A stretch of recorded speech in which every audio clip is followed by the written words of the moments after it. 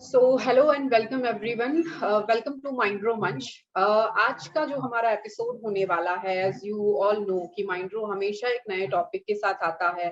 आप सभी लोगों को जो इश्यूज हैं मेंटल हेल्थ रिलेटेड को लेकर, उसके बारे में डीप में हम बात करते हैं। हमारे एक्सपर्ट्स आपको जितनी हो सके उतनी आसान लैंग्वेजेस में उस इश्यू के पीछे क्या रीजंस हो सकते हैं, उसे कैसे क्योर किया जा सकता है, उसे कैसे हैंडल किया जा सकता है, उन सारी चीजों के बारे में आपको डिटेल में समझाते हैं।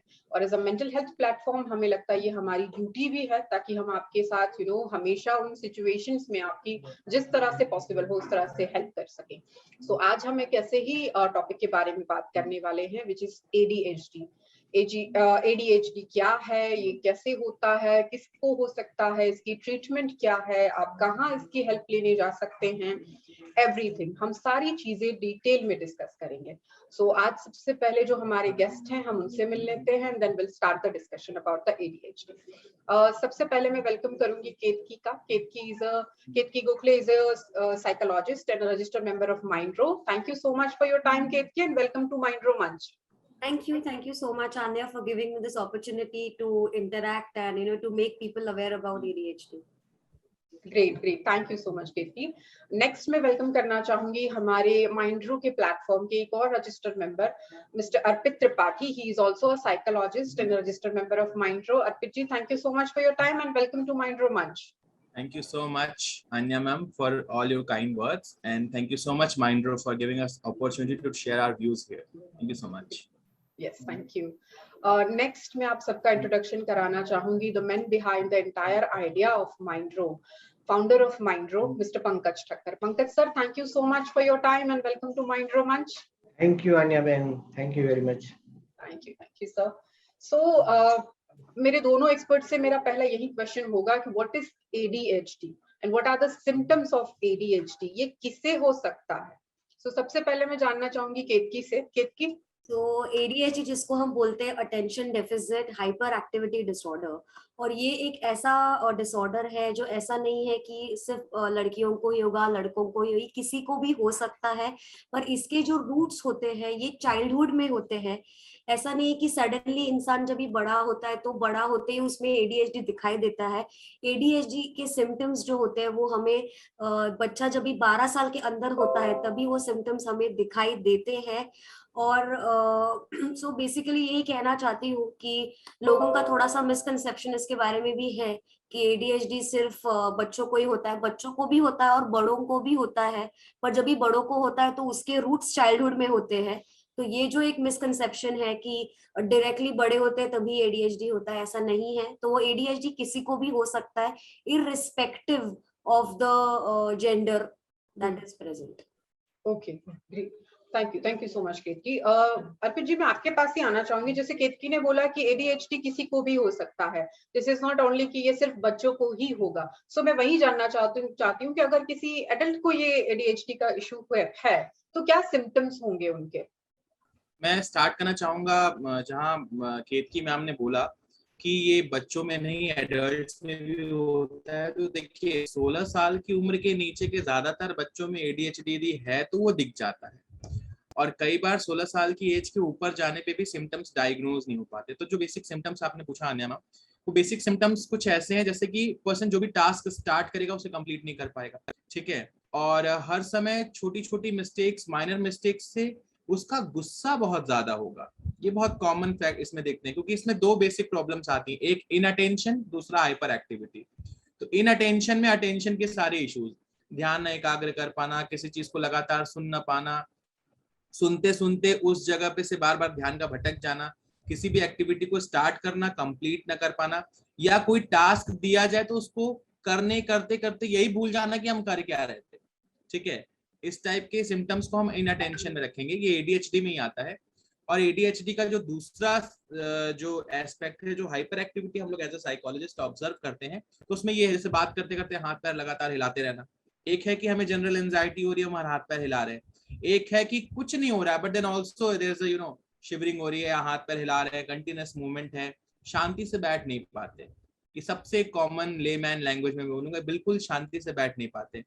और किसी भी चीज का आंसर देने में वो बार बार बार बार अपनी टोन और पिच का कंट्रोल भूल जाते हैं, किस टोन में जवाब देना है, कैसे जवाब देना है, ये चीज भूल जाते हैं। ठीक है, बहुत ज्यादा बोलते हैं लेकिन कंटेंट में बहुत दम नहीं होता। तो उनको ही आइडिया नहीं होता कि एग्जैक्टली वो क्या बोल रहे हैं या क्या कर रहे हैं, और वो इंतजार नहीं कर सकते। बिल्कुल बिल्कुल। नेक्स्ट क्वेश्चन के लिए मैं केतकी के पास ही आना चाहूंगी। केतकी, इन लोगों की मतलब ADHD में, फिर चाहे वो एडल्ट हो या बच्चे हो या टीन हो, उनकी लाइफ कैसी होगी? लाइक उनका लाइफ को लेके नजरिया कैसा होगा, या वो उनका बिहेवियर कैसा होगा नॉर्मल लाइफ में? Okay, again continuing with Arpit sir's answer, कि जैसे उन्होंने कहा कि ये बराबर से अगर सोचना चाहे तो भी नहीं सोच पाते हैं, क्योंकि उनका माइंड जो होता है वो हमेशा डिस्ट्रैक्टेड रहता है, वो एक जगह पे अपना माइंड कभी फोकस नहीं कर पाते। तो अगर हम बोले कि उनकी लाइफ कैसी होती है, उनका चाइल्डहुड कैसा होता है, या फिर उनकी एकेडमिक, ये उनके मैक्सिमम उनके जो एस्पेक्ट्स है, सोशल, एकेडमिक, इमोशनल, बिहेवियर, ये सारे एस्पेक्ट्स पे धीरे धीरे वो अफेक्ट करने लगेगा, क्योंकि बिकॉज उनका मन बहुत चंचल होता है, ये एक जगह पे बराबर से नहीं बैठ पाते। और मैं उदाहरण एक छोटा सा देना चाहूंगी यहाँ पे। मेरा I was working with a child with special needs, जो कि ADHD बच्चे को था और माइल्ड ऑटिज्म भी था। तो वो बच्चा बहुत 7 साल का था, बच्चा बहुत ही हाइपर था, तो उसके एकेडमिक्स पे फोकस करना भी थोड़ा मुश्किल हो जाता था कभी कभी, क्योंकि वो इतना हाइपर हो जाता था बच्चा। और ये जो उनका बिहेवियर होता है, बिकॉज उनको है ना, उनकी जो एनर्जी है, ये बच्चों की एनर्जी चैनलाइज नहीं हो पाती है बराबर से। अभी जिसको अगर आप भी अपन नीचे जाए, अगर वॉक करे, तो हमको थोड़ी देर के लिए अच्छा लगता है, बेटर लगता है, हमारा माइंड रिफ्रेश हो जाता है, फोकस्ड हो जाता है। पर अगर बच्चों की जो एनर्जी होती है, ये बच्चों की एनर्जी अगर आप बराबर से चैनलाइज ना कर पाए, तो प्रॉब्लम हो सकती है कि वो एक जगह पे बैठ के काम नहीं कर पाएंगे। सो मुझे थोड़ी सी दिक्कत होती थी। ये सेशन, तो मेरा सेशन भी ऐसे ही 1.5 आवर का होता था बच्चे के साथ। So before starting on academics, I used to do a lot of exercises with the child, जैसे कि ट्रैम्पोलिन जंप बोलो, या फिर जो फिजिकल एक्सरसाइज जिसमें बच्चे की बॉडी थक जाए। अल्टीमेटली क्या है कि बच्चा जब भी थकेगा तभी आकर बैठ जाएगा।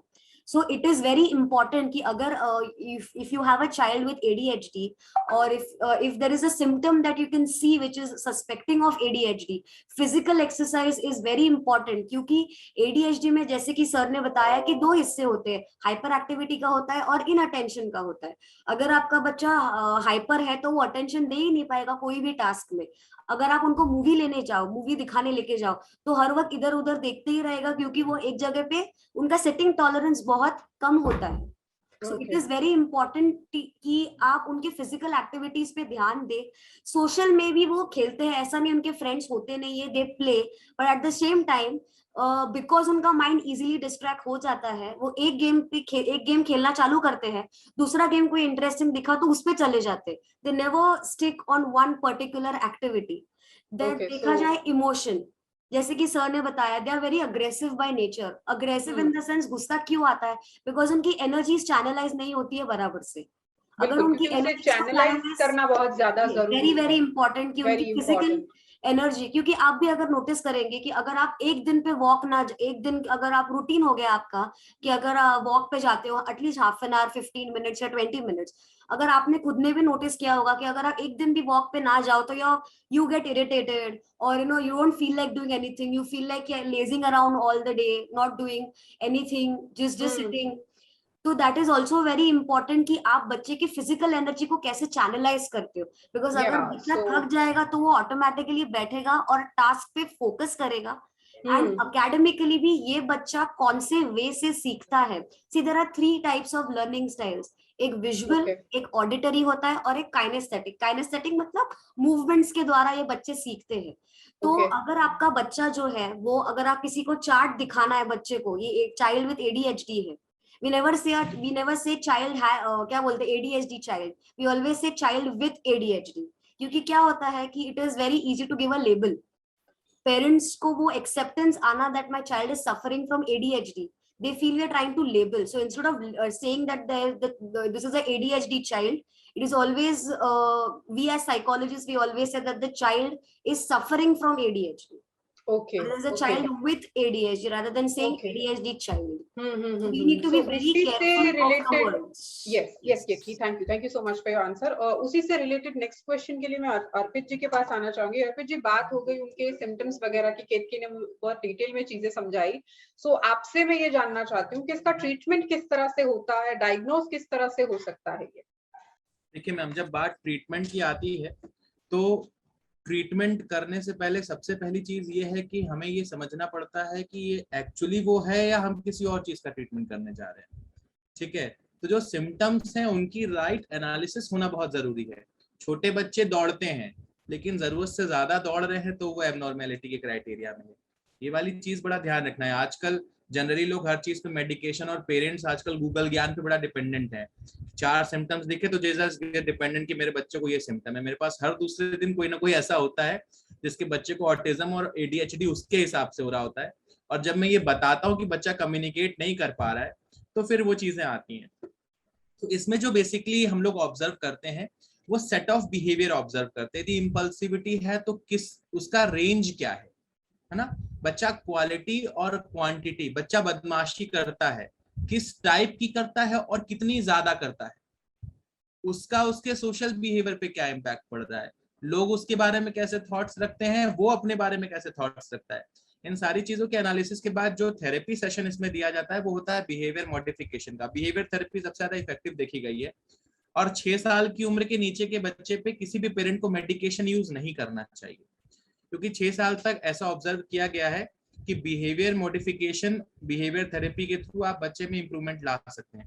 बिहेवियर मॉडिफिकेशन को यदि मैं बहुत सिंपल लैंग्वेज में समझाऊं तो ऐसा कह सकते हैं कि बच्चे के व्यवहार और उसकी सोच के बीच में एक सामंजस्य. मैं अच्छा सोचता हूं लेकिन मैं अच्छा कर नहीं पाता. There is a difference. मैं अच्छा सोचता हूं और मैं अच्छा करता हूं.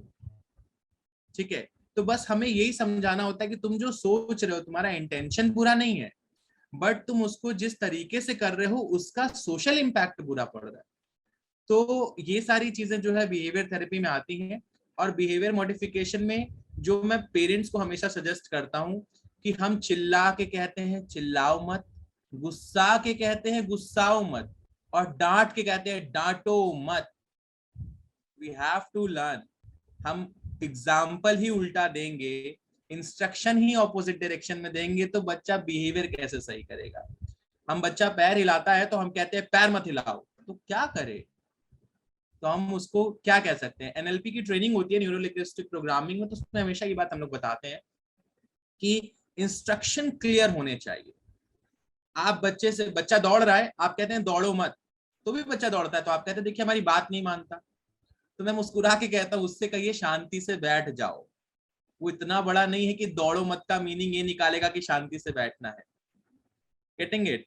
तो Yes. ये वाली चीज हमें समझनी है. और बिहेवियर थेरेपी का इम्पैक्ट ADHD पे देखा गया है. 6 इयर्स के above depends upon the severity लोग मेडिकेशन स्टार्ट करते हैं. बट मेरा पर्सनल एक्सपीरियंस है, मैंने आज तक अपने सारे केसेस में 20% केसेस ऐसे रहे होंगे जहां पे सीवियरिटी पीक पे थी तो मैंने मेडिकेशन सजेस्ट किया. Otherwise counselling sessions, therapy sessions से बच्चों में बहुत इंप्रूवमेंट देखा गया है. पेरेंट्स को सिर्फ 2 चीज का ध्यान रखना है. यदि वो घबराएंगे तो भी समस्या खत्म नहीं होनी.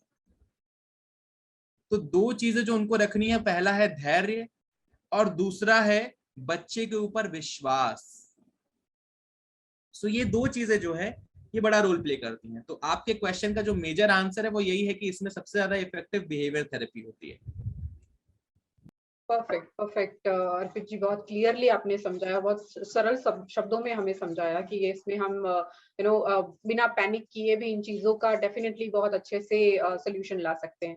नेक्स्ट क्वेश्चन के लिए मैं पंकज सर के पास ही आना चाहूंगी. पंकज सर, हम लोग as a platform we are doing all of duties कि भाई हम जितना हो सके उतना लोगों को हेल्प कर सके रिलेटेड जितने भी मेंटल हेल्थ इश्यूज हैं लोगों को, कि हम उन्हें अवेयर कर पाए, उनके बारे में नॉलेज दे पाए. इसीलिए हम एवरी फ्राइडे माइंड्रो मंच को भी लेके आते हैं. सो related diagnosing this particular type of issues, ADHD हो गए या फिर कोई और इश्यूज भी हो गए, तो एज ए प्लेटफॉर्म हम लोगों की किस तरह से हेल्प करेंगे ताकि वो डायग्नोस कर पाए कि ये इशू उनको है या नहीं है, या किस हद तक है, या उनकी ट्रीटमेंट उन्हें कैसे करनी है. अन्या बेन, आई थिंक सबसे पहले जो इंडियन सोसाइटी के अंदर और इंडियंस के अंदर एक सबसे बड़ा माइनस पॉइंट है वो मेरे हिसाब से ये है कि लोगों में एक्सेप्टेंस ही नहीं है।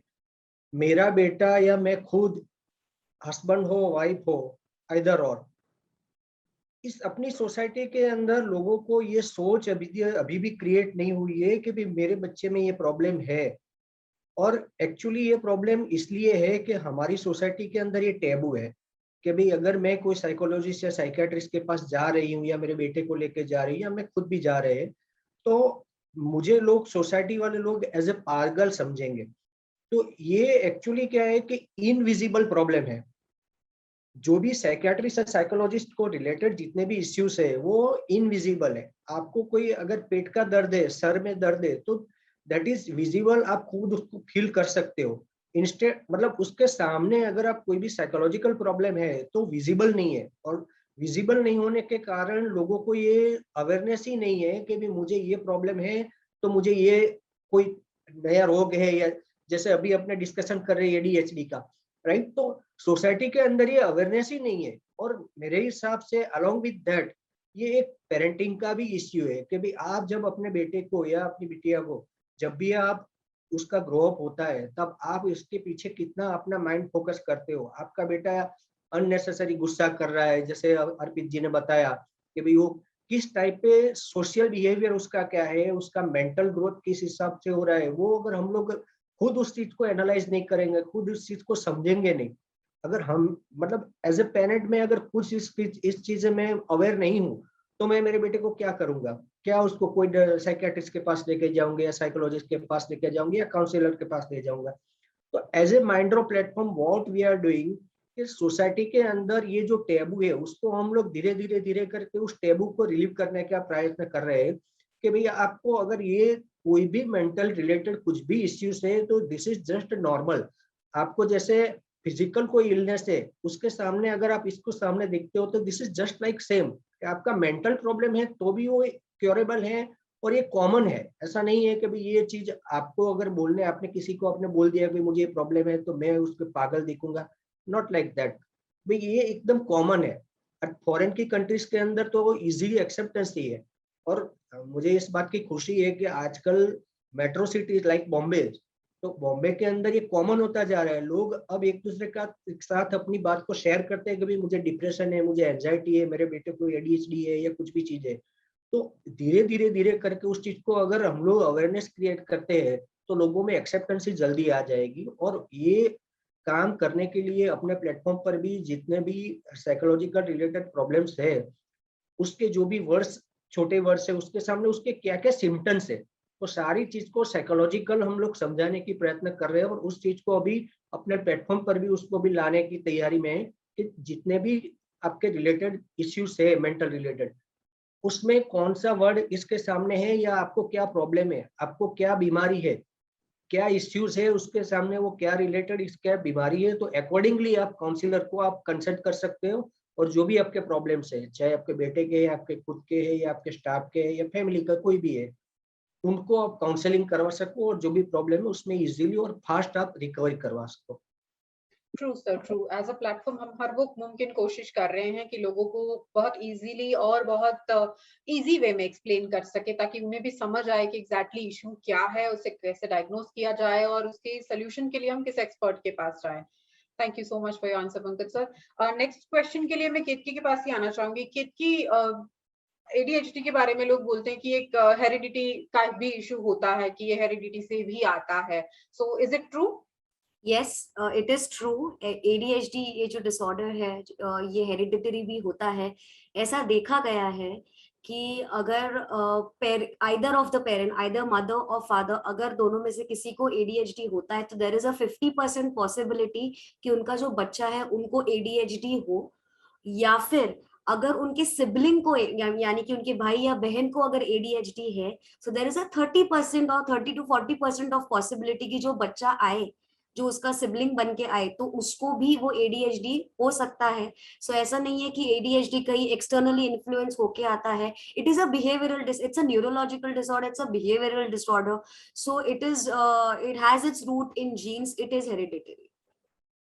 And also one more thing I would also like to say that जैसे पंकज सर ने भी कहा कि Mindro is an excellent digital platform for promoting mental health, and being associated with Mindro, I think it's been more than 4 to 5 months that I'm associated with Mindro. So I would urge people that we are all there for you on Mindro. You can reach us out anytime, because जैसे sir ने भी कहा कि mental health is a priority, and there is one statement which always goes that it's okay to be not okay, but at the same time it's okay to seek help. कोई बात नहीं है, although it is a taboo, but still if we create more and more awareness, which I think Mindro is doing an amazing job, and I'm very glad to be associated with this platform. So yes, thank you. Thank you Ketaki. Even we are also glad कि आप जैसे expert हमारे platform पे हैं, जो हमेशा हमें support कर रहे हैं जब हम बात कर रहे हैं कि इन इश्यूज के बारे में डीपली लोगों को बताया जाए. तो you always guys have time for this beautiful course कि हाँ ये होना चाहिए. सो हमें भी बहुत हिम्मत मिलती है जब आप जैसे एक्सपर्ट्स का हमारे हमको साथ मिलता है. Thank you so much. Next question के लिए मैं अर्पित जी के पास आना चाहूंगी. अर्पित जी, ये एडल्ट का भी इशू है, ऐसा नहीं है कि सिर्फ बच्चों को या टीन्स को ही ADHD का प्रॉब्लम है. बहुत सारे एडल्ट्स हैं जिनको ये प्रॉब्लम है. सो उनके लिए ये क्यों कितना डिफिकल्ट हो सकता है, या उनका बिहेवियर कितना डिफरेंट हो सकता है? क्योंकि बच्चों में तो हमने समझ लिया कि वो अगर चलने के बदले दौड़ना शुरू कर देंगे या बोलना इतना कंटिन्यूसली शुरू कर देंगे, या दे आर ऑलवेज रेस्टलेस अगर उनको कंट्रोल करने की कोशिश करो. बट हाउ मच डिफिकल्टीज जो एडल्ट फेस करते हैं जब वो ADHD का शिकार है? देखिए अनया मैम, जब एडल्ट्स में ये प्रॉब्लम आती है तो इसका रूप बदल जाता है, समस्या नहीं बदलती. रूप बदल जाता है यानी वो कंफ्यूज रहते हैं, वो ये डिसाइड नहीं कर पाते क्या सही है क्या गलत है. और जब तक वो ये डिसाइड करते हैं कि उन्हें क्या करना है, तब तक काम कंप्लीट हो चुका होता है. ठीक है, ऐसी चीजें उनको अफेक्ट करती हैं उनके वर्क लाइफ में भी. जब वो ऑफिस में होते हैं, बॉस कोई काम देता है तो वो सुन नहीं पाते, और जब काम कंप्लीट करके ले जाते हैं तो बॉस कहता है मैंने ये काम दिया नहीं था. Getting it? Such kind of things may be there.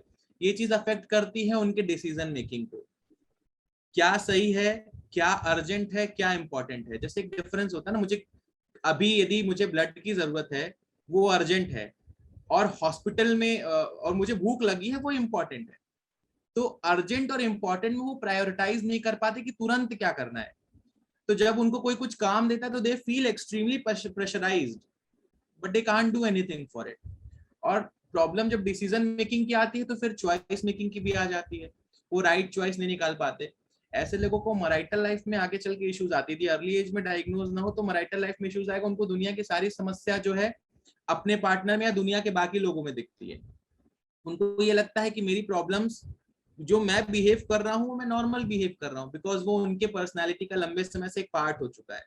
लेकिन जब वो किसी और के साथ बिहेव करते हैं तो उनके अंदर की एबनॉर्मेलिटी सामने वाले को डायग्नोज हो जाती है, और सामने वाला फिर डिसाइड करता है मुझे इससे कितना बॉन्ड डेवलप करना है, कितना डिस्टेंस रखना है.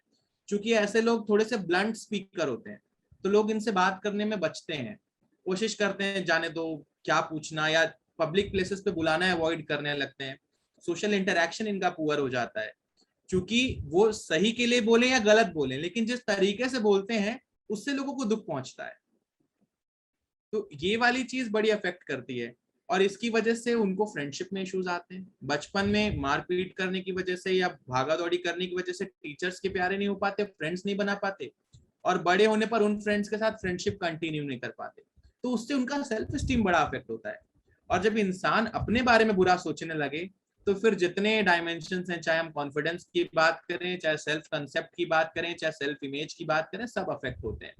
तो ये सारी चीजें जो लो सेल्फ स्टीम विकसित करती हैं, वो उसको उसके बारे में नेगेटिव थॉट्स, नेगेटिव स्टेटमेंट्स, मैं अच्छा नहीं कर सकता, मैं बेकार हूँ, मैं एक लंबे समय से ऐसे ही आदमी हूँ, इस टाइप के थॉट से वो धीरे धीरे फिक्स होने लगते हैं, और फिर सोशली विड्रॉल करने लगते हैं.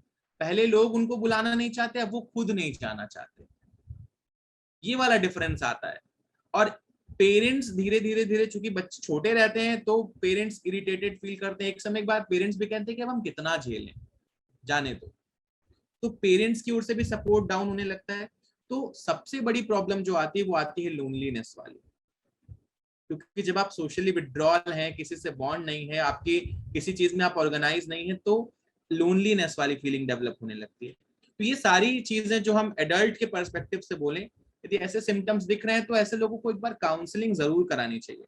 और केतकी मैम ने चूंकि सारी चीजें ऐड कर दी हैं तो मैं रिपीट नहीं करना चाहता, but Mindro is the best platform जहाँ पे आपको हर तरीके के एक्सपर्ट्स मिलेंगे। तो आप एक्सपर्ट से, चाहे आप मुझसे, केतकी मैम से, जिससे भी आप अपॉइंटमेंट लेके कंफर्टेबल फील करें, जस्ट टॉक। मैं एक छोटा एग्जांपल देता हूँ। मैं अपने माइक को बंद कर रहा हूँ और आपको मुझे माइक ऑन करने के बाद बताना है कि मैंने,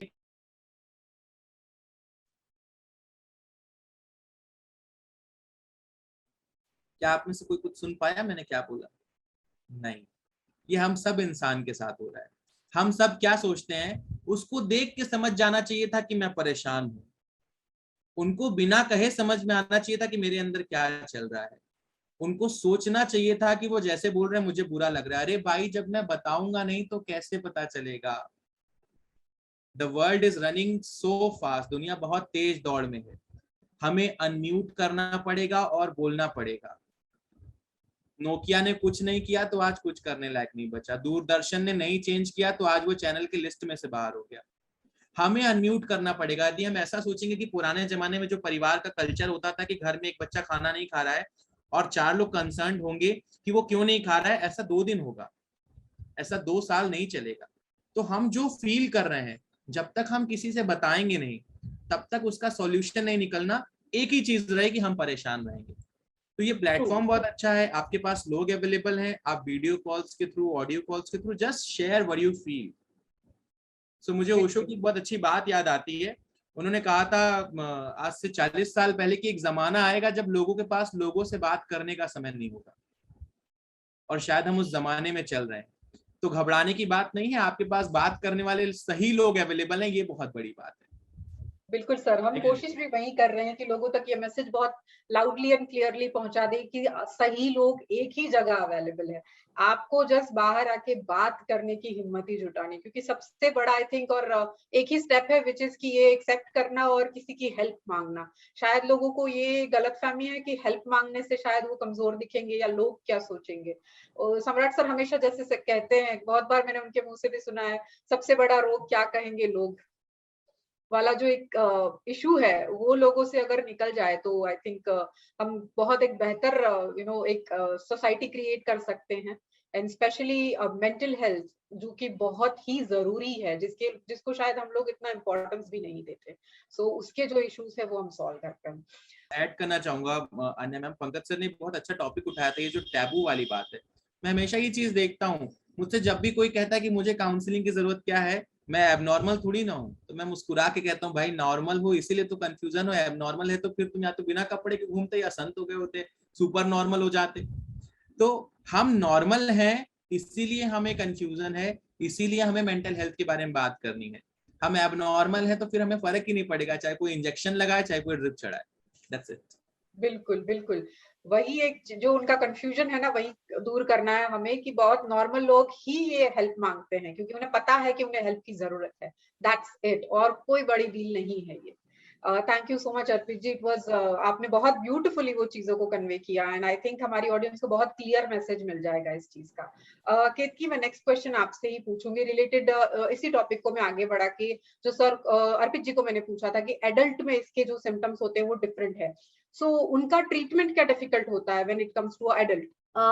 ट्रीटमेंट जैसे कि सर ने कहा कि बिहेवियर थेरेपी जो जिसको हम बोलते हैं, तो behaviour therapy is one of the therapy जो एडीएचडी के लिए बहुत असर दिखाई देती है। बिकॉज अभी ये adult, because I recently had a case जहाँ पे मुझे एक कॉल आया था, साउथ के थे वो। उन्होंने मुझसे बात की कि मैं उनकी डॉटर के बारे में वो बात करना चाहते थे जिनको डायग्नोस हुआ था अभी रिसेंटली, एडीएचडी का डायग्नोसिस में हुआ था उनको। She was 6 to 7 years old, but then he also told me that I also have ADHD. मुझे भी ADHD था, इसके वजह से मेरे डॉटर को वो पास ऑन हुआ है, और मेरी डॉटर में जो सिम्टम्स की सिवियरिटी है वो इतनी ज्यादा है सिवियर, बिकॉज जैसे कि सर ने भी कहा कि वो सिवियरिटी पे डिपेंड करता है after a certain age, so even with case to adulthood. तो मैंने उनको वही कहा कि सबसे पहले आपको तो जो एक्सेप्टेंस स्टेज होती है, ये एक्सेप्टेंस स्टेज में पहुंचना ही बहुत डिफिकल्ट होता है।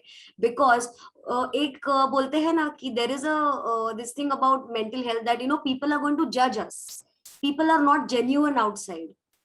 अगर तुम अच्छा काम करो तो भी तुमको लोग जज करेंगे, अगर तुमने कुछ अच्छा काम नहीं किया तो भी तुमको लोग जज करेंगे. सो अल्टीमेटली हम हमारे जो ओपिनियंस होते हैं या फिर हमारा जो आधा काम होता है वो दूसरे हमारे बारे में क्या सोचते हैं उसके ऊपर हम ज्यादा, हमारा वो परसेप्शन जिसको हम बोलते हैं, एक देखने का नजरिया जिसको हम बोलते हैं, उसको हम फॉर्म करते जाते हैं. सो एडल्टहुड में वो थोड़ा डिफिकल्ट क्यों हो सकता है, बिकॉज देखो अभी एक इंसान ऐसे सर्टेन स्टेज पे आ गया है कि हम उसको नहीं बोल सकते अभी कि नहीं अभी के अभी तुम हमारे सामने do 10 jumps, do 15 jumps, do 20 jumps.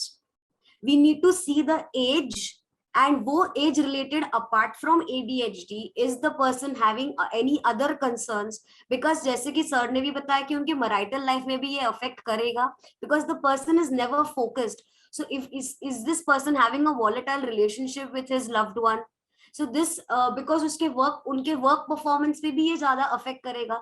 Let's suppose आप एक एग्जांपल ही ले लीजिए कि एक 45 year old there's a 45-year-old man who has been diagnosed with ADHD. क्यों अडल्टहुड में ADHD डायग्नोज होता है? बिकॉज जैसे सर ने भी मेंशन किया था कि जो चाइल्डहुड में उनके सिम्टम्स को हम डायग्नोज नहीं कर पाए बराबर से, इसके लिए वो अडल्टहुड में उसकी सिवियरिटी हमको ज्यादा दिखती है. तो depending upon the severity of the symptoms we can suggest them ways of managing time. And there is one more thing which I always tell to all my clients, irrespective उनको कुछ problem हो, I always tell them कि respond करो पर react मत करो. What happens is we as human beings we are very quick to react. अगर गुस्सा आता है हम बोलते नहीं गुस्सा आ रहा है, नहीं गुस्सा आ रहा है. मेरे सामने अगर मैंने आज अभी बॉटल रखी है, मुझे गुस्सा आ रहा है, मैंने बॉटल फेंक दी क्योंकि मुझे गुस्सा आ रहा है. But what am I gaining from it? I'm gaining nothing. My anger is multiplying rather than decreasing, it's increasing. So I feel because ADHD में जो होता है वो aggression ज्यादा होता है, because energy channelize नहीं होती है बराबर से, because and I feel ADHD के जो लोग होते हैं जिनको the people who are suffering from it, multitaskers बहुत रहते हैं. उनको सब बोलते हैं ना, सब जो उनके प्लेट पे जो खाना रहता है वो सब खाना एक ही वक्त पे टेस्ट करना होता है. सब खाने की टेस्ट हम लोग एक समय पे नहीं बता सकते. So we need to tell them the importance of patience.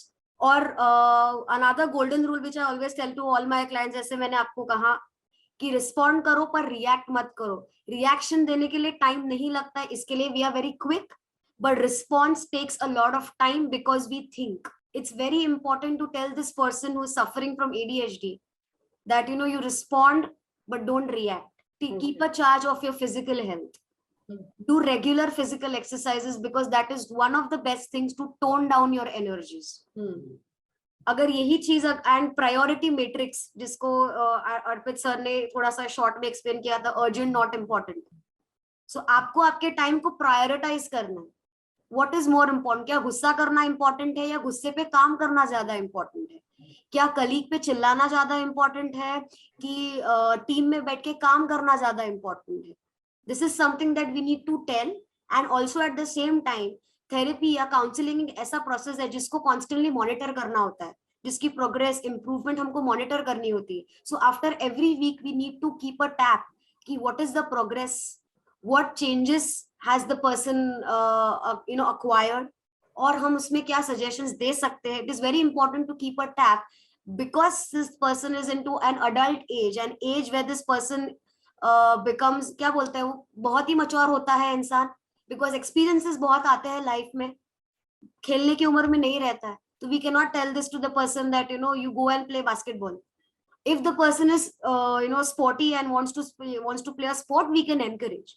But apart from that, any form of physical exercise is something which I would recommend. And another golden rule, जैसे मैंने आपसे ये कहा, to summarize, respond but don't react. Thank you.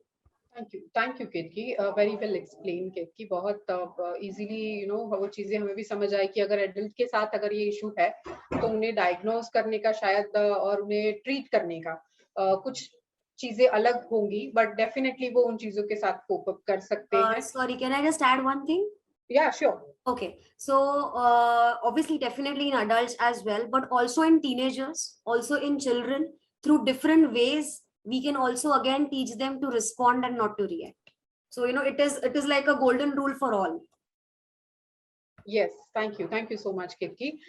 उसी से related ही मेरा question अर्पित जी से भी है सर। इनकी लाइफ का इश्यूज जो होंगे वो सारे केतकी ने बहुत अच्छे से समझाया हमें कि ये सारे प्रॉब्लम्स है, उस तरह से उन्हें एक्सरसाइज भी देके या उनके लिए कुछ थेरेपीज काउंसलिंग्स भी हम करके उन्हें सिंक्रोनाइज करने की कोशिश कर सकते हैं। But is there any possibilities कि ये बहुत नॉर्मल लाइफ जी सकते हैं? लाइक उनके लिए ये हम वो अपने रेगुलर थेरेपीज या उनके सेशंस या फिर ये जो पूरी ट्रीटमेंट है, अगर उन्हें वो पर्टिकुलरली एक जिस वे में आप उनके एक्सपर्ट उन्हें डिजाइन करते हैं, अगर वो फॉलो करें तो it is easy for them to live a normal life. I just answer your question with some examples. आपने आइंस्टाइन का नाम सुना है? आइंस्टाइन की बचपन की हरकतों को देखकर उनके टीचर ने बोला था कि इसके अंदर ध्यान केंद्रित न कर पाने की समस्या है, जिंदगी में कुछ नहीं कर पाएगा। आपने बिल गेट्स का नाम सुना है? उनके अंदर भी बेसिक ADHD के सिम्टम्स पाए गए थे। आपने यदि माइकल जॉर्डन का नाम सुना हो, जो ओलंपिक में बहुत अच्छे बास्केटबॉल प्लेयर रहे हैं, उनके अंदर भी ADHD के सिम्टम्स पाए गए थे। आपने माइकल फिलिप का नाम सुना हो, जो ओलंपिक में बहुत अच्छे स्विमर रहे हैं, उनके अंदर भी ADHD के सिम्टम्स पाए गए थे। और यदि आपने जॉन F कैनेडी, जो अमेरिका के 35th प्रेसिडेंट थे, उनके अंदर भी ADHD के सिम्टम्स थे।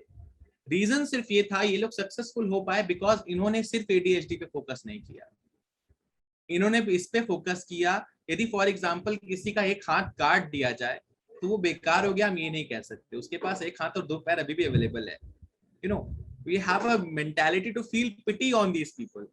आई always say why to feel pity, क्यों बुरा फील कर रहे हो उनके लिए? भगवान ने उनको जो ऑप्शंस दिए हैं, उनके आगे जो और चीजें बची हुई हैं, वो उससे अपने आप को चैनलाइज कर लेंगे।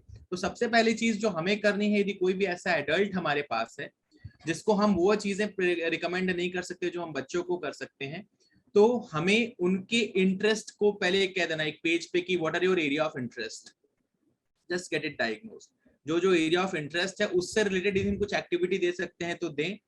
अदरवाइज उनके सप्रेस्ड इमोशंस को रिलीज कराने की प्रैक्टिसेस कराएं उनको। बिकॉज प्रॉब्लम्स दो तरीके से होती हैं, मन से शरीर पे और शरीर से मन पे। तो इन दोनों परिस्थिति में उसके मन में, चूंकि छोटा बच्चा है तो बहुत सारी चीजें रिलीज कर सकता है, लेकिन यदि 35 इयर्स का एडल्ट है तो उसको इतना सेंस तो है कि वो सही नहीं कर रहा है, गलत कर रहा है, लेकिन बताएं किसको? तो जो सप्रेस्ड इमोशंस हैं वो सारी चीजें रिलीज कराने की प्रैक्टिसेस हमें करानी चाहिए। हमें उससे ये कहना है कि तुम्हें वो करना है जो तुम्हें अच्छा लगता है, लेकिन थोड़ा थोड़ा वो भी करना है जो मुझे तुम्हारे करने से अच्छा लगे, बिकॉज जिसका बेनिफिट तुम्हारी हेल्थ पे, तुम्हारी सारी चीजों पे मिले। तो सप्रेस्ड इमोशंस को रिलीज कराने की एक्सरसाइज करानी है।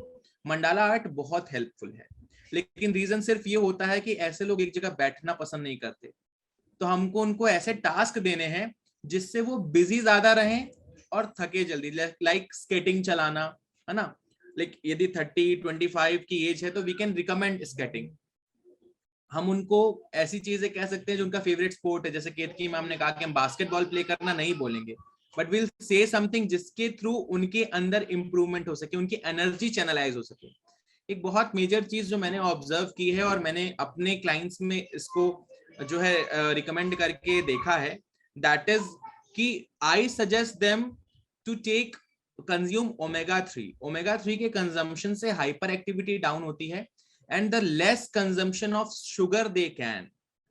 जितना कम मीठा खाएंगे उतना बॉडी में ग्लूकोज का लेवल डाउन जाएगा, तो हाइपर एक्टिविटी कंट्रोल होती है। ठीक है, वो यदि पैर हिला रहे हैं तो हमें उनको जब भी वो कुछ फिजिकल मूवमेंट करते हैं तो उनको अपने, फॉर एग्जांपल मैरिड है और उसने कहा मैं बात करते समय हमेशा शिवरिंग करता है तो मैं बात करते हिलाता रहता हूँ हाथ पैर, वी हैव टू से कि आपको अपने पार्टनर को या अपने बगल वाले पर्सन को सिर्फ इतना कहना है कि जब भी आप हाथ पैर हिला रहे हैं तो वो आपको टच कर दे। Touch sensation works. छोटे बच्चों के पेरेंट्स मुझसे कहते हैं सर बच्चा सुनता नहीं। मैंने कहा क्योंकि आप उसको उस फेज में आने ही नहीं दे रहे जहां वो सुने। वो दौड़ रहा है, आप कह रहे रुक जाओ, तो वो तो एक और टास्क में बिजी है ना। जस्ट होल्ड, जेंटली होल्ड करके, क्योंकि टच सेंसेशन से हमारे जो हमारे जो न्यूरोट्रांसमीटर्स हैं वो एक्टिव हो जाते हैं। तो टच सेंसेशन से वो सुनाई देगा, वो समझ में आएगा जो हम समझाना चाह रहे हैं।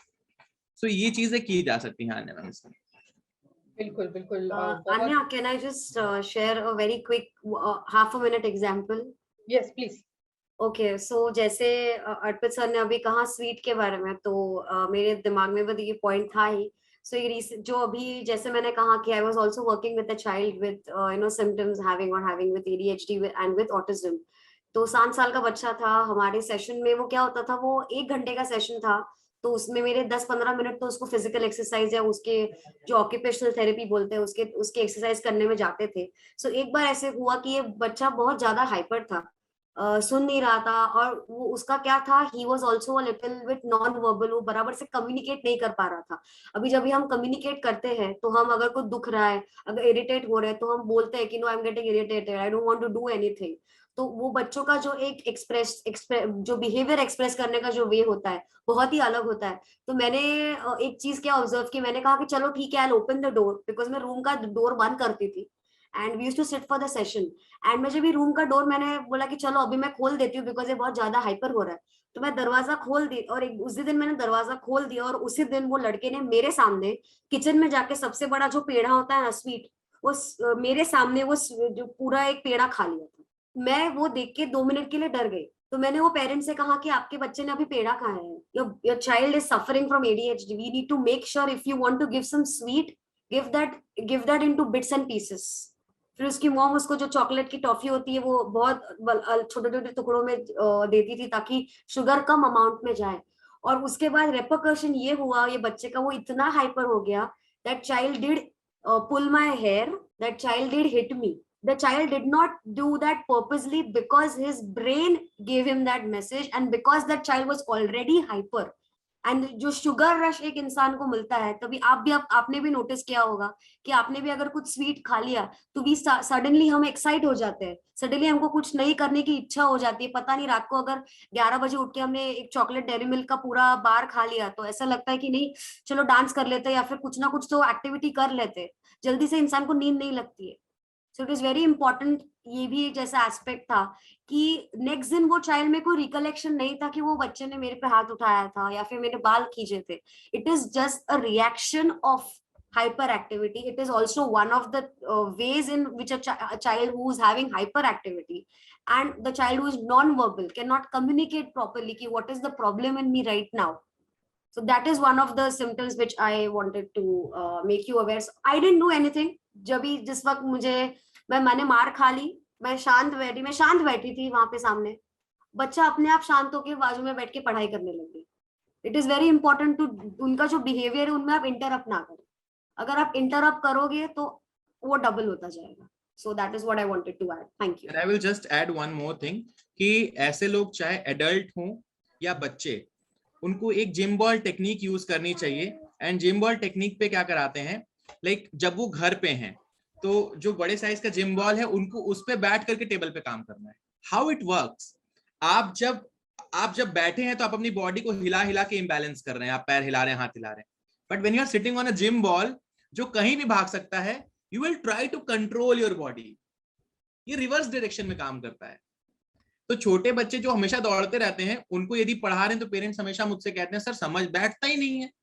मैं कहता हूं उसको आपको बिठाना नहीं है, ऐसे बिठाना है ताकि उसको ये लगे कि वो दौड़ रहा है। तो जिम बॉल पे बिठा करके, चाहे वो एडल्ट हो चाहे छोटा हो, और घर पे यदि हम प्रैक्टिस कराएं तो वो रिवर्स एक्शन सीख जाते हैं। ये वाली चीज बड़ी हेल्पफुल होती है। या perfect, thank you so much both of you. आप दोनों ने बहुत अच्छे से ये चीज समझाई कि कुछ चीजें हैं जो शायद हमें उसमें बहुत ज्यादा हेल्प कर पाएंगी, और बहुत सारे पेरेंट्स को और एडल्ट्स को ये चीज समझ में आएगी कि अगर ये जो स्टेप्स वो लेंगे तो उनके लिए भी बहुत अच्छा है। वो अर्ली स्टेजेस पे ये चीजें डिडक्ट कर सकते हैं और इसे क्योर करना बहुत आसान है। सर ने बहुत बड़े बड़े नाम लिए, सो आई एम श्योर अगर उन्हें डाउट भी हो रहा है तो दिल बी लाइक ओके रिलैक्स, ये क्योर हो सकता है। और यही हम कोशिश भी कर रहे हैं एज अ प्लेटफॉर्म की हर चीज का सोल्यूशन है। आपको बस अपने उस डर से बाहर आना है कि मुझे हेल्प मिल सकती है और सही लोगों के पास जाना है, दैट्स इट। उससे ज्यादा और कोई बड़ा स्टेप नहीं लेना। नेक्स्ट क्वेश्चन के लिए मैं पंकज सर के पास आना चाहूंगी। Pankaj sir, as a platform हम बात कर रहे हैं कि जिनको इश्यूज हैं वो आए अपने बारे में बात करें, बट कुछ बच्चे क्योंकि उनमें सिम्टम्स भी ज्यादा होते हैं, टीनेजर्स जिनमें सिम्टम्स भी ज्यादा होते हैं, बट शायद उनके रीच में नहीं है प्लेटफॉर्म। बच्चे हो गए या टीनेजर्स हो गए जिनको पता नहीं है कि हम लोग कुछ ऐसे एक पूरा प्लेटफॉर्म है जो उनकी हेल्प करने के लिए बैठा है। सो उनकी फैमिलीज के लिए एज अ प्लेटफॉर्म हमारा कुछ, अगर हमारी एंड से हम कुछ कह पाए उन्हें तो।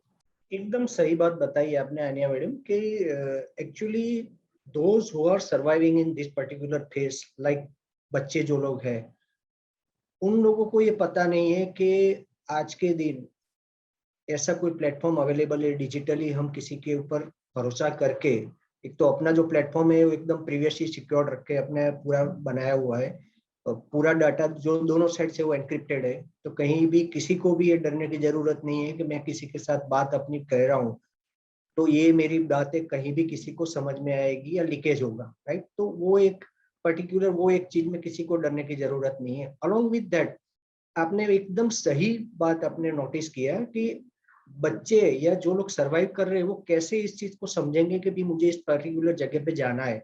तो इसमें फैमिली जो है उनका रोल बहुत इंपॉर्टेंट होता है। फैमिली को अपने आप इस चीज को समझना पड़ेगा कि भी मेरे बेटे को या मेरी बिटिया को या मतलब उनके परिवार में कोई भी लोग है, उन लोगों को ये पर्टिकुलर प्रॉब्लम है, तो वो अपने प्लेटफॉर्म पर उसको वो दिखाएगा। एज ए पेरेंट्स मेरी ये जिम्मेदारी है कि मेरे बेटे के अंदर कोई ये प्रॉब्लम मैं अगर देख रहा हूँ, मैं फेस कर रहा हूँ। नॉर्मली क्या होता है मैडम के पुराने जमाने की अगर बात करें तो लोगों को ये अवेयरनेस नहीं था।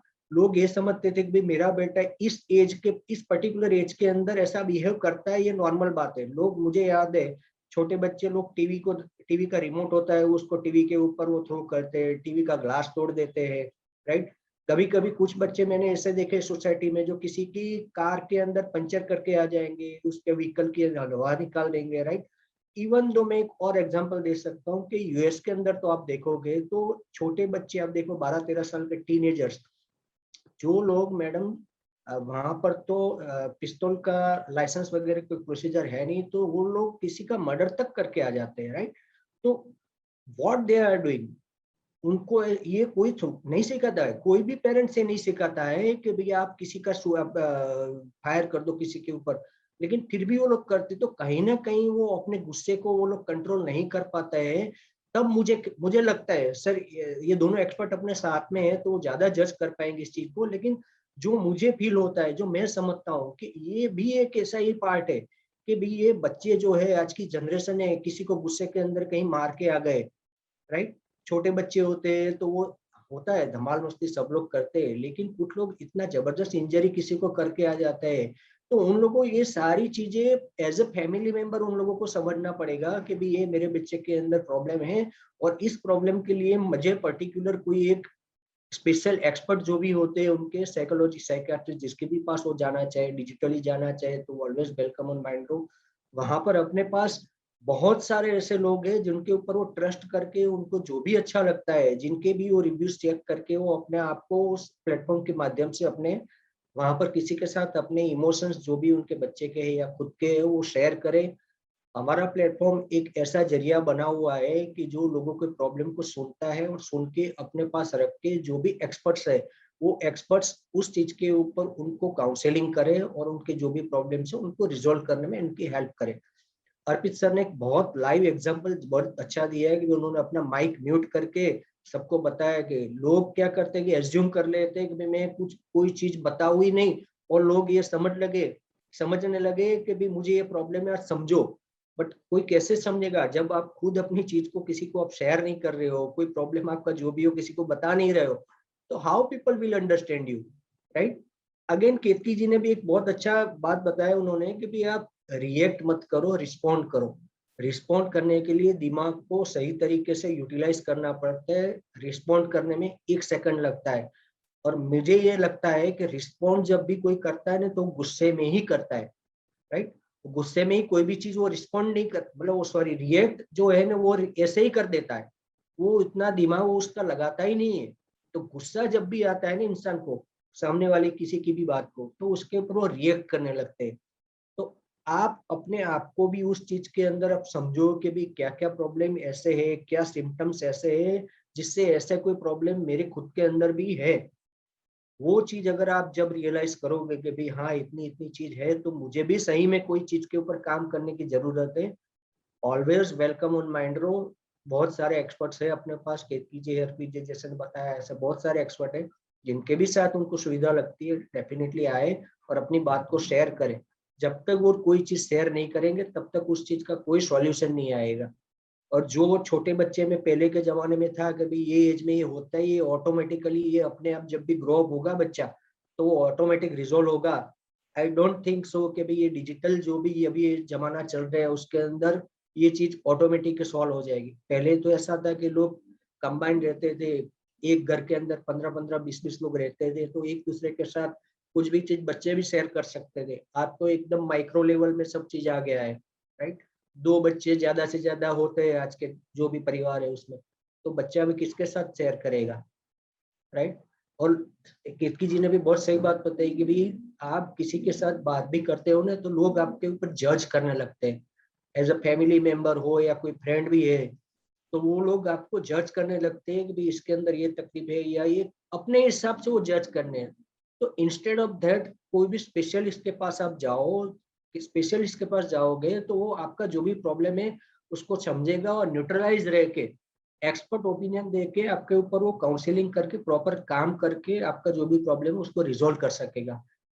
ऐसा जरूरी है कि आप किसी के साथ अपनी जो भी प्रॉब्लम शेयर भी करो, लेकिन अलोंग विद दैट ये भी एक आज के जमाने की बहुत जरूरत बड़ी है और इसके ऊपर डेफिनेटली सबको सोच के काम करना चाहिए।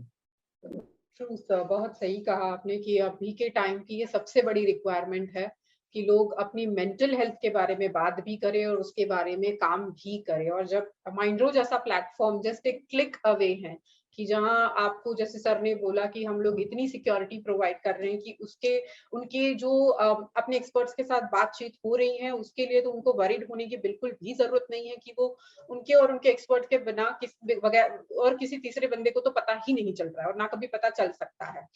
इवन जो उनके एक्सपर्ट भी है वो भी बिल्कुल भी जज नहीं करेंगे क्योंकि उनका प्रोफेशन ही यही है कि जहां वो किसी को जज ही नहीं कर सकते हैं। That is what the entire concept is about कि एक ऐसा इंसान जो आपको बिना जज किए सुनता है और आपके इश्यूज को ना सिर्फ सुनता है, समझता है और उन्हें सॉल्व करने के लिए आपकी पूरी पूरी मदद भी करता है। और माइंड्रो आपसे सिंपल वर्ड्स में यही कह रहा है। एक लास्ट क्वेश्चन और रिमार्क्स में के लिए मैं दोनों एक्सपर्ट के पास आऊंगी। मैं आप दोनों से ही अब तक का माइंड्रो के साथ का experience plus as a part of a Mindro आप लोगों से क्या अपील करना चाहेंगे? सबसे पहले मैं आना चाहूंगी केतकी के पास। जैसे कि मैंने कहा था कि the more you talk about mental health और the more the people are involve in promoting mental health, क्योंकि मेंटल हेल्थ एक ऐसा ignored aspect of the society है कि जैसे मैंने कहा कि it's a big taboo to even visit a mental health professional. जैसे पंकज सर ने मेंशन किया था, मैं पागल नहीं हूँ, मुझे डॉक्टर के पास क्यों लेकर जा रहे। मैंने एक कोट पढ़ा था, कोट नहीं, कहीं तो एक मैंने पोस्ट पे पढ़ा था कि जो थेरेपी होती है, therapy is not about mental illness, therapy is about mental health. if you want to be productive, we need to keep our minds productive. Ultimately it's a mind and a body connection. आप भी खुद notice करोगे, if you are physically active but you're mentally tired, you will not be able to do a task. And if you're mentally charged but you're physically tired, you will still not be able to do a task. It is very important to keep your, और जितना आप importance physical health को देते हो उतना ही importance आप mental health को दो. And I really feel that मैंने पिछली बार भी आन्या के साथ एक लाइव सेशन किया था जिसपे हमने मेंटल हेल्थ ड्यूरिंग पैंडेमिक के बारे में हमने बात की थी। तो I feel the more and more अगर हम ऐसे सेशंस करेंगे एंड ऐसे अवेयरनेस क्रिएट करेंगे, I am very sure that ये जो लोगों के मन में जो स्टिग्मा है, जो टैबू है, बिकॉज एक्सेप्टेंस लोगों में लाना is very important. Sometimes difficult, tough नहीं है बट डिफिकल्ट जरूर है, क्योंकि हर वक्त होता क्या है, we go into that phase of comparison that my child is better than your child, but every child is unique, every person is unique, every person has their own capabilities or every person has their own strengths. And rather than saying it as a weakness, I would always say the person has an untrained strength. Weakness का meaning भी वही होता है कि we are trying to work upon it. So let's try to phrase it, and rather than calling it as a weakness, let's say that I have an untrained strength. So let's make people accept the fact that I am a person who is born with strengths and untrained strengths. I am unique. I am different.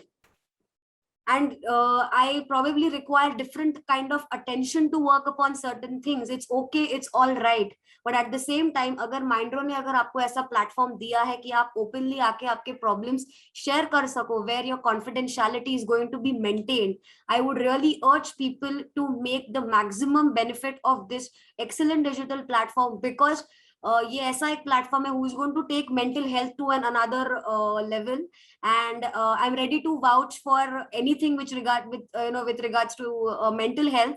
So I will always be in, because mental health is not a destination, it's a journey. So we are all in this together. Our minds also sometimes become unstable. We just need to get them stabilized. If we ourselves can't get stabilized, we have mental health professional, and we as counselors also have our own counselors, because ultimately we are human beings. We've been told that mental health professionals can't have emotional problems, can't have problems. We do have problems. We also seek help. So, interaction is something which is very important. So be vocal, accept yourself, love yourself, and, give priority to your mental health. Thank you. Perfect. Thank you so much, केतकी. अर्पित जी, आपका view जानना चाहूंगी. मैं अपनी ओर से बहुत कम शब्दों में एक बात ये ऐड करना चाहूंगा कि देखिए, हम दूसरे को वो नहीं दे सकते जो हमारे पास नहीं है. जो केतकी मैम ने लास्ट में बोला, उसी से मैं अपनी बात की शुरुआत करूंगा. Fly, if you want to fly in this world like a bird freely, FLY, first love yourself. यदि आप अपने आप से प्यार नहीं करते तो उस हर इंसान से जिससे आप जुड़ेंगे, आप उससे प्यार नहीं कर पाएंगे.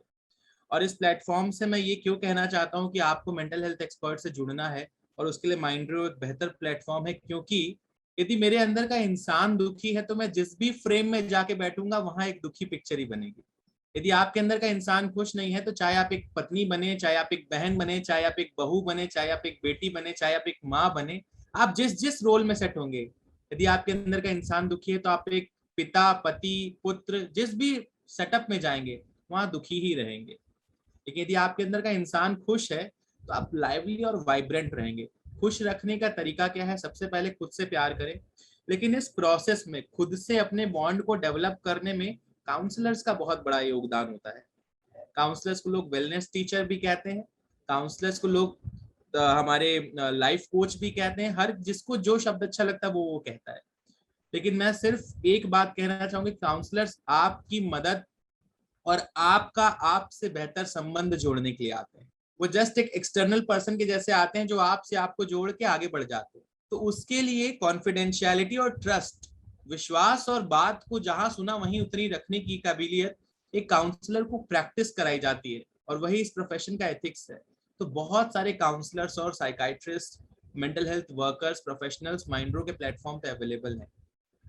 और एग्जाम्पल मेरा पंकज सर ने भी बताया, सबने कहा कि आपको तो अनम्यूट करना पड़ेगा. और जिस प्रॉब्लम के बारे में आज हमने बात की है, इस प्रॉब्लम को हमने समझाया सरल शब्दों में है, प्रॉब्लम जटिल है. तो ये समझने की कोशिश करनी है कि वो व्यक्ति जिसको गुस्सा, लोग कहते हैं ना गुस्सा करना बुरी बात है, मैं कहता हूँ सही जगह पे गुस्सा करना सही बात है. लोग कहते हैं डरना नहीं चाहिए, मैं कहता हूँ जहां शेर खड़ा हो सामने वहां डरना चाहिए. लोग कहते हैं दुखी नहीं होना चाहिए, मैं कहता हूँ यदि दुखी नहीं हुए तो सुख का अनुभव कैसे होगा भाई? आप यदि रोएंगे नहीं तो हंसने का डिफरेंस, 24 घंटे आप हंस नहीं सकते. तो we as a human we have to accept it कि हम जिस क्राइटेरिया में, जिस फ्रेम में हैं, खुद से प्यार करें, इस प्लेटफॉर्म के थ्रू एक्सपर्ट से जुड़ें, अपने से अपनी दूरी कम करें. 24 घंटे में हमारे पास सबसे कम जिसके लिए समय होता है वो होते हैं हम खुद.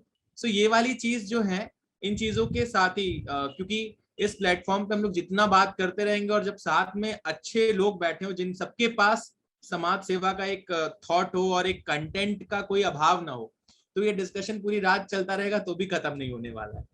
तो मैं सिर्फ इतना कहूंगा कि first love yourself and just try to unmute yourself. आप अनम्यूट करिए, उसके बाद की जिम्मेदारी हमारी है. Thank you so much. Perfect. Thank you so much Arpit ji. बहुत सही कहा आपने कि अनम्यूट करने की ही देर है. पंकज सर, आपसे जानना चाहूंगी. अन्य madam, first of all and lastly Arpit ji और केतकी जी, आप दोनों को बहुत बहुत बधाई और धन्यवाद. बधाई इसलिए कि भाई आप हमारे प्लेटफॉर्म पर जुड़े हैं, और ये जो मेरे हिसाब से यज्ञ है, ये जो यज्ञ में आप सहयोगी बने, आज नहीं तो कल इंडिया के अंदर जो स्टिग्मा है या टैबू है मेंटल हेल्थ रिलेटेड जितने भी इश्यूज है, लोगों को आज भी ये कहीं ना कहीं ये चीज है मन में कि भाई अगर मैं ये चीज को डिस्क्लोज करता हूँ, किसी के साथ शेयर करता हूँ, तो लोग मुझे जज करेंगे कि भाई ये पागल है। तो ये जो स्टिग्मा है उसको अवेयरनेस अपने धीरे धीरे धीरे करके क्रिएट करके लोगों में से ये डर या ये स्टिग्मा को हटाने की चेष्टा कर रहे हैं। तो अलोंग विद दैट कि भाई जैसे अर्पित जी ने बताया और किटकी जी ने भी बताया कि भाई जब तक आप अपनी चीज को, ये जो भी प्रॉब्लम्स है उसको आप किसी के साथ शेयर नहीं करोगे या अपने आप को अनम्यूट नहीं करोगे या अपने आप को प्रेम नहीं करोगे। अर्पित जी ने बहुत सही बात बताई कि 24 घंटे के अंदर अगर इंसान अपने लिए जो अगर समय निकालना चाहता है या स्पेशली अपने ऊपर ही कुछ काम करना चाहते हैं तो वो मिनट्स बहुत कम होती है। और मैं तो उनके साथ एक चीज और शेयर करूंगा अर्पित जी के भी, लोग भगवान के लिए भी उतना समय नहीं निकालते जितना इंसान अपने लिए नहीं निकालता है, उतना भगवान के लिए भी नहीं निकालता है। तो कहीं ना कहीं आप ये दोनों चीज के लिए आपको अपने ऊपर भी कुछ काम करना चाहिए। स्पेशली कोई भी आपको कभी भी मेंटली आपको डिस्टर्बेंस लगता है कि जब तक आप खुद अपने आप को खुश नहीं महसूस करोगे तब तक आप किसी को क्या खुशी देंगे। आपकी पॉकेट में अगर 1,000 रुपया पड़ा है तो उसमें आप 200-500 रुपया किसी को आप दे सकोगे, राइट। तो जो चीज आपके पास है वो आप शेयर करोगे। आपके पास गुस्सा है तो आप गुस्सा शेयर करोगे। आपके ब्रेन के अंदर कुछ अलग चीज क्रिएशन हो रही है तो आप वो चीज किसी के साथ शेयर करोगे। खुशी है तो खुशी शेयर करोगे, गम है तो गम शेयर करोगे।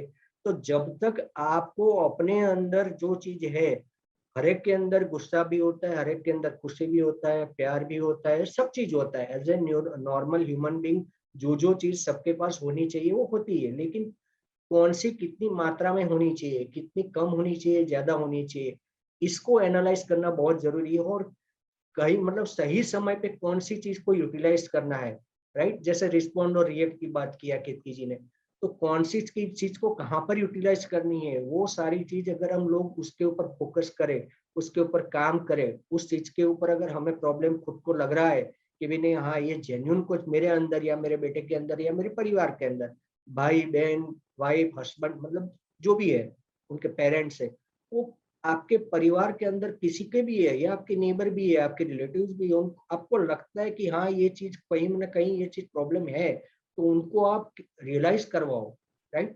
ये जरूरी नहीं है कि उसको आप इग्नोर करते जाओ या उसको आप बताओ ही नहीं बात। इंस्टेड ऑफ दैट आप डिजिटल माध्यम से, आज तो ये भी बहुत अच्छा हो गया, डिजिटल माध्यम का एक सबसे बड़ा एडवांटेज ये है कि आपको उठ के कहीं जाने की भी जरूरत नहीं है कि भी आप किसी के पास भाई मुझे, अब जैसे अर्पित जी तो वहां बैठे वाराणसी में, अपने मैडम बैठे वहां केतकी जी बॉम्बे के अंदर या महाराष्ट्र के अंदर, राइट। किसी के भी साथ अपने आप को इमोशन को शेयर करना है या अपने प्रॉब्लम को शेयर करना है तो आप डिजिटल माध्यम से easily one click away, we are just one click away. और वेरी सुन अपना ऐप भी लॉन्च हो जाएगा within a week, I think so. iOS का तो रेडी है, एंड्रॉइड भी आजकल में रेडी हो जाएगा। तो वेरी सुन एप्लीकेशन के माध्यम से भी हम लोग टेलीफोन की मतलब आप मोबाइल के ऊपर भी हम लोग अवेलेबल रहेंगे। तो इजीली आप आपके जो भी प्रॉब्लम्स है डेफिनेटली आप माइंड्रो के ऊपर आइए। बहुत सारे मेंटल एक्सपर्ट अपने प्लेटफॉर्म पर है, along with that real life experts भी है जो आपको अगर कोई चीज का प्रॉब्लम आपको पता ही है, लाइक एक एग्जांपल दूं तो आपका रिलेशनशिप एक्सपर्ट्स है, तो आपको पता है कि भी मेरे और मेरे पेरेंट्स के बीच में या मेरे बच्चों के बीच में या मेरे स्पाउस के बीच में कोई भी इश्यूज चल रहे हैं, that is called relationship issues, तो उसके भी एक्सपर्ट है। तो एक एग्जांपल दिया मैंने, ऐसे बहुत सारे रियल लाइफ कोचेस भी है। आपको कहीं पे भी ये चीज लगता है कि भाई मेरे अंदर ये चीज है या मुझे कोई ये चीज को शेयर करना है, आप माइंड्रो के ऊपर आइए। आपके जो भी प्रॉब्लम है आप हर एक के साथ शेयर कर सकते हो। जितने भी एक्सपर्ट्स है अपने प्लेटफॉर्म पर, आपकी जितनी भी बातें रहेगी वो सिक्योर रहेगी, आपको डरने की जरूरत नहीं है। और सबसे लास्ट में केतकी जी और अर्पित जी, आप दोनों को धन्यवाद कि भाई आप हमारे इस माध्यम जो भी अपना मंच है माइंड्रो का उसके ऊपर आप आए और अपने व्यूज आपने शेयर किए। और जो भी अभी अपनी डिस्कशन चल रही है डीएटी की, वो आपने एक बहुत अच्छी तरीके से एक्सप्लेन किया है। लोगों को बहुत कंफर्टेबल फील होगा जब भी ये अपना प्रमोट करेंगे वीडियो को, तो लोग जब भी लोग देखेंगे उसको बहुत इजी लगेगा कि भाई हाँ ये चीज अगर ऐसे सिम्टम्स है तो मेरे बेटे या बिटिया या मेरे परिवार के कोई भी लोगों के अंदर ये प्रॉब्लम है। Thank you very much sir. Thank you Pankaj sir, thank you so much everyone. आप सबने बहुत ही दोनों ही एक्सपर्ट ने इवन द एंटायर कह सके, जैसे हम पंकज सर के बारे में ये बोलूं तो he is the heart behind the idea. So आप तीनों ने बहुत ही अच्छे से एक्सप्लेन किया कि एग्जैक्टली मेंटल हेल्थ को या जो हम स्टिग्मा टैबू जो भी कह ले उन्हें हटाकर एक बार सोचने की जरूरत है। बहुत ही सिंपल है, जैसे सर ने बोला we are just 1 click away. So just उस चीज से बाहर आ जाइए, बहुत सिंपल है। आपको जस्ट किसी भी एक्सपर्ट के पास जाएंगे जिनके भी साथ आप कंफर्टेबल फील करते हैं, आप प्लीज उनसे बात कीजिए, अपने इश्यूज डिस्कस कीजिए। वो डेफिनेटली आपको वो सॉल्यूशंस प्रोवाइड करेंगे जिनकी तलाश में आप हैं। And it is very normal having a issue, ये बहुत नॉर्मल है, फिजिकल हो या मेंटल हो। सो प्लीज उस स्टिग्मा से बाहर आ जाइए, और अभी इट्स अ हाई टाइम। सो मैं वही रिक्वेस्ट हमारी ऑडियंस से भी करूंगी कि प्लीज बाहर आ जाइए इन सारे स्टिग्मास से और इन सारे इश्यूज से। माइंड्रो एज अ प्लेटफॉर्म आप लोगों की हेल्प करने के लिए ऑलवेज रेडी है। Thank you so much everyone. और मैं अपनी ऑडियंस को भी ये बोल दूंगी कि नेक्स्ट फ्राइडे हम डेफिनेटली एक और अच्छे टॉपिक के साथ, एक और अच्छी पैनल, जो क्योंकि हमारे पास इतने सारे एक्सपर्ट हैं, वो आप सब लोगों को वो सारी चीजों के बारे में बताने के लिए वो खुद इतने एक्साइटेड हैं, वो खुद इतने अपनी एंड से इतना टाइम और एफर्ट्स और एनर्जी दे रहे हैं कि आप लोगों को उन सारी चीजों के बारे में पता चले, जो चीजें अभी तक आपको शायद आइडिया भी नहीं है कि ये कोई इशू है या कोई प्रॉब्लम है या जिसका सोल्यूशन मिल सकता है मुझे। उन सभी चीजों के बारे में हम नेक्स्ट टाइम के लिए भी डिस्कस करेंगे। Thank you so much everyone, thank you so much for your time. Thank you so much. Thank you एनिया बेन। Bye everyone. Bye Bye, take care. Bye everyone.